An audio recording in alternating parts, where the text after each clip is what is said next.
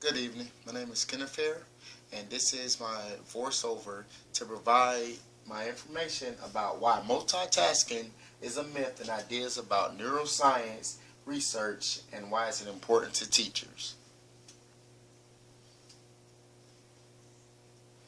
I chose to make a Prezi, and I'm just adding the voiceover to everyone so I will make sure you know which slide I'm on when I'm talking about it. It's hard to see it, and I'm doing this for the assignment purposes. I start with my discussion points where I'm going to list out the different points that I'm going to talk about in my presentation. Multitasking is a myth, is one. The brain, talking about the storage and retrieval strength. I'm going to talk about the article Improving Students' Learning with Effective Learning Techniques. I'm going to provide 3 techniques from that article that I feel is important in how the brain works and teaches it to retrieve information and to store it as well. I'm going to talk about practice testing, distributed learning, and interleaving. I start my Prezi with the slide on multitasking is a myth. I give a video by Dr. Ali Madu that talks about multitasking versus multi-switching. He makes some very valid points in the video talking on focused attention and eliminating distractions. And he talks about how our brain's main setting is daydreaming. He makes an important statement at the end of the video when he says when you can't control your environment or limit your distractions, your focus is going to study. I believe that multitasking in ways is beneficial to us as learners, and I'm going to talk about some points about our brain and what it does. My next slide is on storage and retrieval strength, talking about the area of the brain that motivates the brain so learning occurs. He talks about how parts of the brain coordinates messages to other parts of the brain, and it makes sure that it's able to function the way it is supposed to function. Now, I take a few portions of an article that I referenced in my presentation, the Multitasking Mind by Summer Allen. She states that multitasking is slowing us down, increasing mistakes, changes how the brain works, and it talks about our brain, how it changes the really way that our brain is supposed to work. Now, going back to the video, and Dr. Madu talks about our brain and multitask versus task switching, and he makes valid points where he says humans can't multitask. We only can do one thing at a time, which is multi-switching versus multitasking. I don't want to get caught up on using the term multi-switching because I'm very used to using multitasking, and I still feel like that is a part of our learning that we do.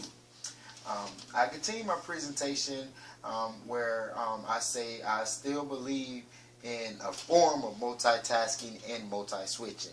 I connect this to talking about Carey, how he says that the brain has 2 dimensions, storage strength and retrieval strength. Both of those are very important in terms of us learning and storing knowledge. I go back to our discussion post on that where I mentioned that, it's not that I mentioned, but it's from Carey's reading, that the harder the task is, the more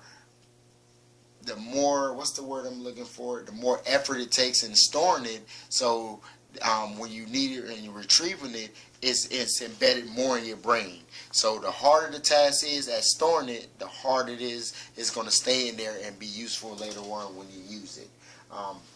I continue my presentation when I move on to talking about the article of Improving Students' Learning with Effective Learning Techniques.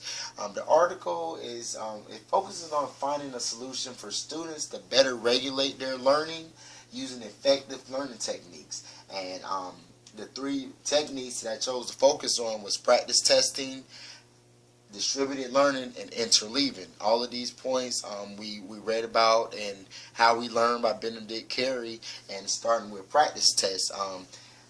In my notes, he says that pre and practice testing is to make sure students are getting better. Some of the pros of it is students see the material in the beginning, and when you go through and you learn the knowledge and then you take the test at the end, you see where that growth has happened, where you've improved in areas where you still need more help with.